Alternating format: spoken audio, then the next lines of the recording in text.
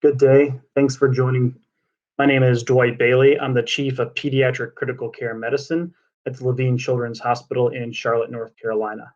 We will be speaking today on extracorporeal membrane oxygenation and organ retrieval.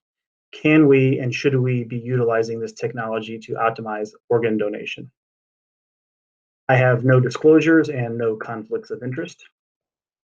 As I mentioned, I'm from the Levine Children's Hospital in Charlotte, North Carolina. We are a 300-bed children's hospital that opened in 2007, named a Best Children's Hospital by the U.S. News and World Report for 13 consecutive years. We'll begin by briefly discussing the objectives. We'll review the epidemiology of growing organ demand. We'll discuss the basics of non-heart beating donation, otherwise known as donation after cardiac death. We will describe the extracorporeal interval support for organ retrieval, otherwise known as ISOR. We will define the use of ISOR support for DCD patients.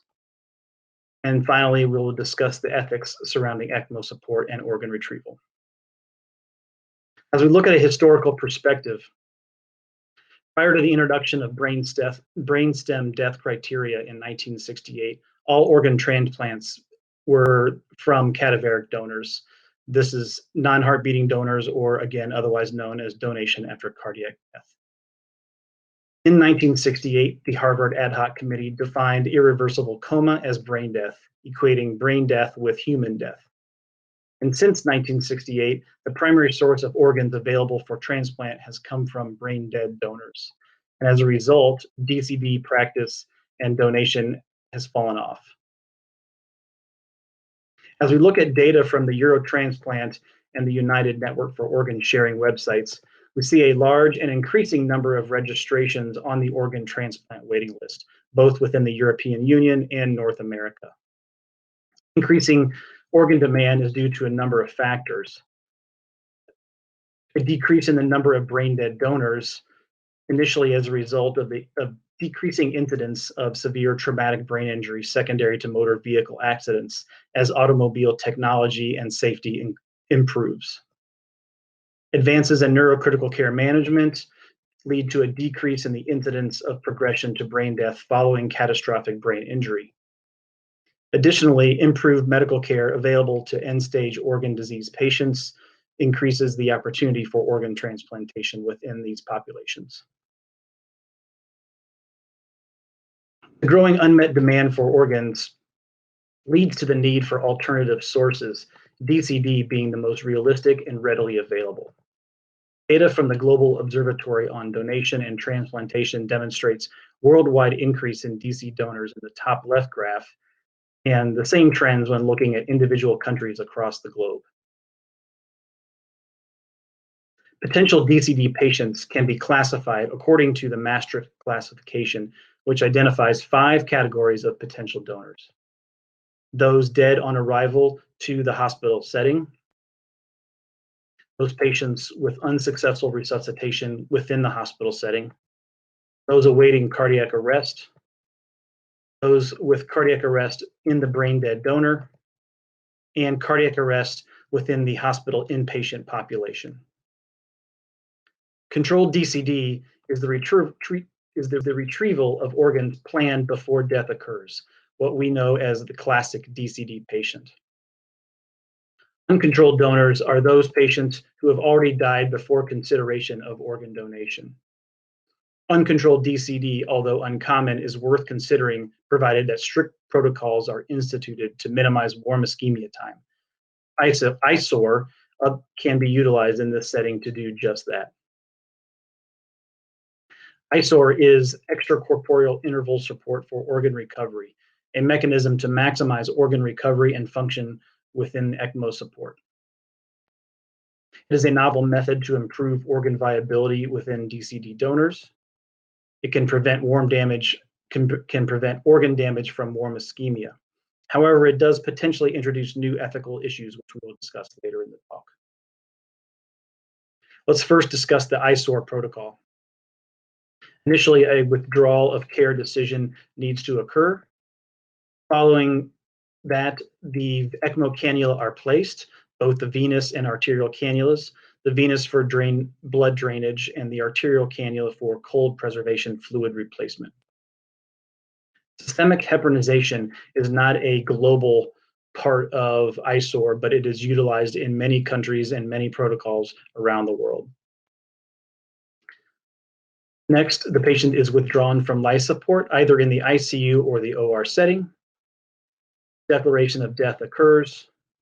ECMO support is initiated, and then thoracic aortic occlusion or lidocaine administration is performed to prevent cardiac reanimation. And finally, organ procurement occurs in the OR setting. Looking at some of the literature involving ISOR and donation after cardiac death transplantation, we first look at Li et al. From the Department of Surgery in Taipei, Taiwan. They looked at the use of renal transplants from non-heart-beating donors supported with ECMO and found that the long-term allograft survival and function of kidneys from non-heart-beating donors supported by ECMO did not differ significantly from heart-beating donors and living-related donors. Farney et al. From the Department of Surgery at Wake Forest University in the United States looked at renal and extrarenal transplantation with DCD donors with selective use of extracorporeal support. Of the 53 DCD kidney transplants performed, the incidence of delayed graft function was only 20% in those with ECMO support versus 60% in those transplants without ECMO support. And Sanchez et al. From the Department of Nephrology in Madrid, Spain, in their article on renal transplantation from non-heart-beating donors, state support of the use of extracorporeal support in irreversible cardiac arrest patients to expand the kidney donor pool.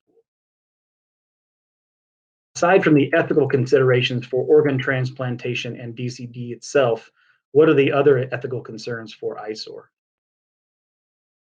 Ethical considerations of ISOR need to be divided into both pre and post-mortem.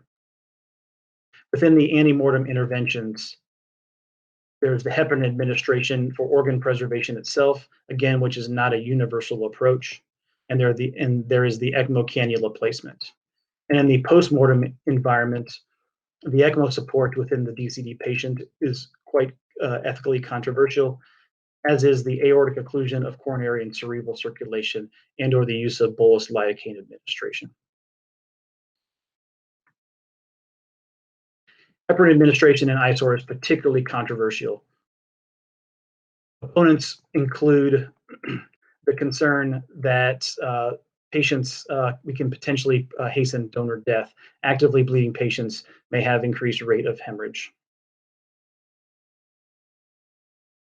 Proponents will argue that death is potentially inevitable with or without the heparin administration, that systemic heparin provides societal benefit by improving the viability of transplanted organs, and that improvement in viability outweighs the influence that ISOR may have in the patient's manner of dying. To understand the concerns of cardiac reanimation, we need to first understand the concept of reanimation with ISOR itself. Upon post-cardiopulmonary death declaration, myocardial oxygenation and perfusion via ISOR can occur. Myocardial contractility also can occur in the absence of pulmonary and brain function. Therefore, there is the possibility of perfusion of cerebral circulation and potential neurologic recovery or neurologic awareness. However, there is no published data discussing cardiac reanimation and compatibility of life following the initiation of ECMO. The prevention of cardiac reanimation is achieved via the occlusion of coronary and cerebral circulation, either via thoracic aortic balloon pump upon initiation of ECMO. This will prevent oxygenated blood to the myocardium and thus prevent cardiac reanimation. And therefore, it will prevent perfusion of cerebral circulation and potential neurologic recovery or neurologic awareness. The administration of IV bolus lidocaine will inhibit the return of myocardial electrical activity following the return of oxygenated blood to the myocardium via ECMO. And the rationale of both of these is to reassure the medical personnel and relieve any ethical anxiety regarding reanimation. The stance of proponents of cardiac reanimation prevention include that reanimation itself occurs with ECMO initiation and irreversible damage and possible brain death have already occurred. Some religious traditions define death as the absence of natural, unsupported breathing. Reanimation does not threaten declaration of death, as ISOR does not induce breathing. And that the insertion of the thoracic aortic balloon or lidocaine administration is acceptable, assuming that this is performed after the declaration of death. Whereas the opponents of cardiac reanimation state that no studies have been completed, there have been no large forum discussions on the use of thoracic aortic occlusion or lidocaine administration, and that these are necessary prior to ISOR and postmortem interventions are deemed acceptable. Polk et al. From the University of Michigan in the United States looked at the attitudes of the American public toward organ donation after controlled cardiac death and concluded that participants expressed more willingness to donate in the context of the controlled and uncontrolled cardiac death than they did in brain death, and that 80% of subjects would support a rapid organ recovery program in their community, though they would require family consent or a signed donor card prior to invasive procedures for organ preservation. ISOR is uncontrolled organ donation brings many societal benefits, but also many new ethical concerns. Further discussion within the medical community is necessary and appropriate to move forward with this potential organ donation method. Thank you for your time listening to the topic of extracorporeal support and organ donation. Please do not hesitate to reach out regarding any feedback, discussion, or questions. Have a good day.